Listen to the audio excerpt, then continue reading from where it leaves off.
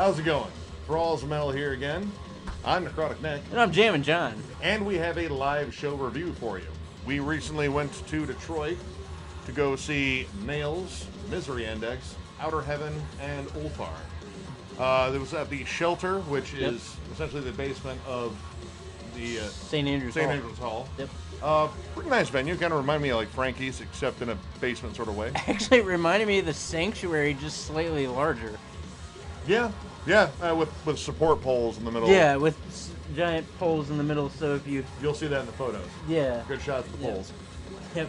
Actually, there was a security guard that stood in the middle during the pit and blocked the pole. I don't know if you saw that. Yep, no, I saw. It was like a human shield in front of the poles, so nobody biffed it running into the poles That during the dude's pit. shoulder probably still hurts like a motherfucker. I would bet on it.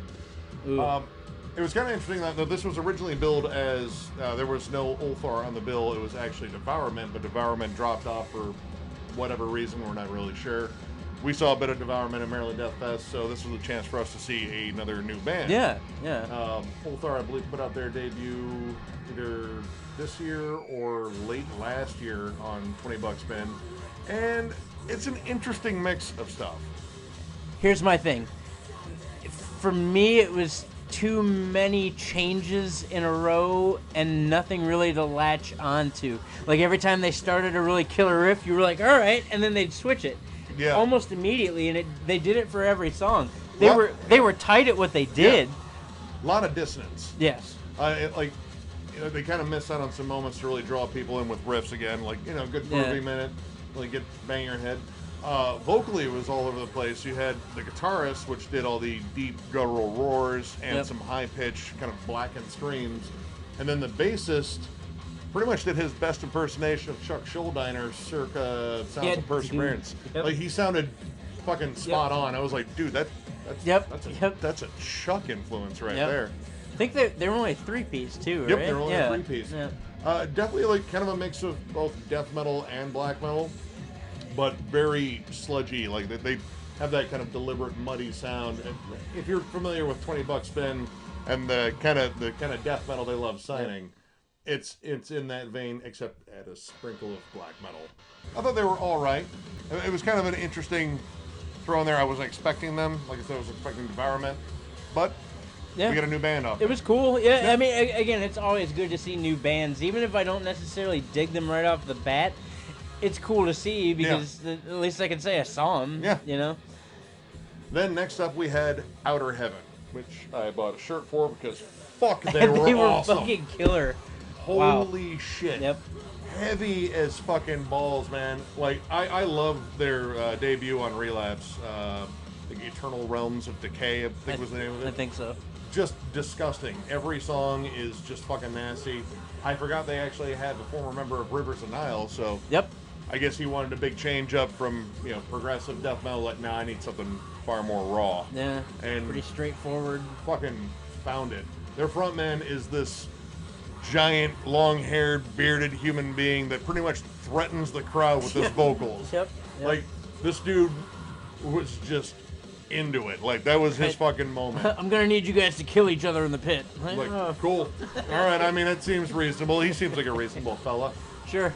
Incredible set. I love their sound. Like, all right, because of who we were going to go see, we brought earplugs because we saw Nails back in 2017, and fuck, I had like 2.5 days. Dude, of I was spinning at that show. I had vertigo at that show. Yeah, if you go see loudest Nails, thing I've ever heard in my life. Maybe bring earplugs. They are one of the loudest bands I've ever seen. They're fucking great though. Yeah. But I was wearing earplugs for part of Outer Heaven set. It was like, dude, fuck it, man. This guitar tone's so low and nasty. I'm missing out on so much. Popped them out, and it just changed everything. It was like, my God. Changed the whole dynamic. It just, this big, huge, rich, just full, pummeling sound. Like pretty much, like, take, like, Cannibal Corpse and Suffocation and, like, throw an immolation in terms of the cool song structure and shit. And I gotta say, the sound quality at that venue for being as small as that is, really great sound in there. Really it reminded me of that rich, full sound we heard at the Deathfest, like the Rams had. It was just huge. Yeah, dude, it was fucking great. Yep. I was already a fan before. I'm even more of a fan of Outer Heaven now, and I want to see them again. Yes. I really fucking Yep, do. me too. Next time they come around, we're going 100%. Oh, yeah. Then next up we had Misery Index, and yeah, dude, I was 100% on board. I'm a long time Misery Index fan. Got a new shirt, pretty fucking banging. He turned me on to Misery Index, I think, in like 2014, 2015, and just Heirs to Thievery. Man, just amazing. Yeah, Adam Jarvis is. I mean, he's in so many different bands because he is an awesome talent. We're listening to a band he's in right now. Right. Yeah, he was, and we saw him at the Deathfest with Scour. I mean, but I mean, their brand of, I guess you could call it death grind. Yep. It is so nasty. It's so just riff driven, chunky, just nasty, and like full of like insightful, interesting lyrics too. I really think they have a lot of cool lyrical stuff. It's very political, but my God, these guys just bring the speed. Yeah, and they bullet train it for the whole set. They played probably a good 40 minutes or so, and there was no letting just off. Non-stop. They played some songs I haven't heard them play too. The Spectator, one of my favorite tracks off of Heirs to Thievery. They played Ruling Class Canceled, another favorite track off of Traitors. Closed the show with Traitors, which is a great way to fucking do it. Yep. They played Carrion Call. They had an awesome set. It was an incredible set. Loved it. They had some technical issues, I guess, with guitars cutting out. Yeah, the guitars kept going in and out, and it was really noticeable as well. Yeah. But it didn't stop them. They just kept rolling like, fuck it. They'll patch it up. You could see them looking up at the sound stage to the right. They were like, no. It's pretty funny. Technical difficulties. I was surprised Jason Netherton, the bassist, who's I think the longest standing member of the band, he actually did a good chunk of the vocals this time. Like he's been more like the backup vocalist for a while since Clockle took over as like pretty much being the straight frontman there. Yeah. But he actually did a lot of stuff. I was surprised. And the whole band was actually pretty much involved for a change, which differs a lot from when we saw him with Napalm Death a few years ago. It was pretty much Clockle entirely on vocals. Yep. But incredible set. Once again, if you've never seen Misery Index and you love Death Grind, they're one of the best. Yeah, it gets no better than Misery Index. Believe me, when this tour was booked, there's no way in shit I'm missing this one. So. Yeah, it is. Yeah. Every year for my birthday, this guy buys me a ticket to a show during the summer, and although my birthday's not for another month, I picked this one because I wasn't gonna miss this one. Yeah. So. And then finally, we had Nails. Earplugs. Earplugs. Firmly in. The bar none the loudest thing. It's up there. Like if you've ever had a chance to see Motorhead, although you never will. Yeah. Seeing Motorhead, they were loud. Seeing Pantera was loud. But up there on the roster with loud bands would be Nails. Arguably one of the loudest and heaviest bands in metal today. Even with the earplugs in, I could hear all the feedback because they love this.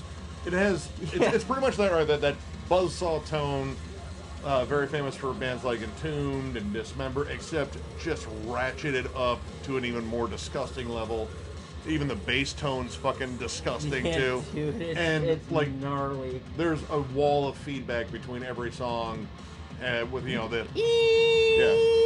oh no. With the front men encouraging everyone to fucking slam each other and just destroy. Yep.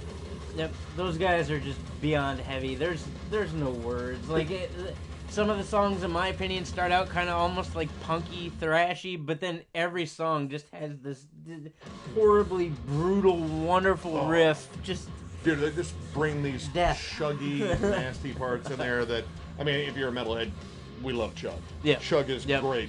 But, I mean, there is a hardcore fucking energy to them that is just nasty. Like, it's power violence, pretty much. I mean, which is offshoot of grindcore, and generally, power violence is one of the nastiest genres out there.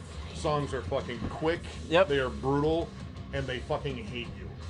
Like, and the musicianship is so tight. For what those guys do, it's so spot on. Yeah. They don't miss a beat.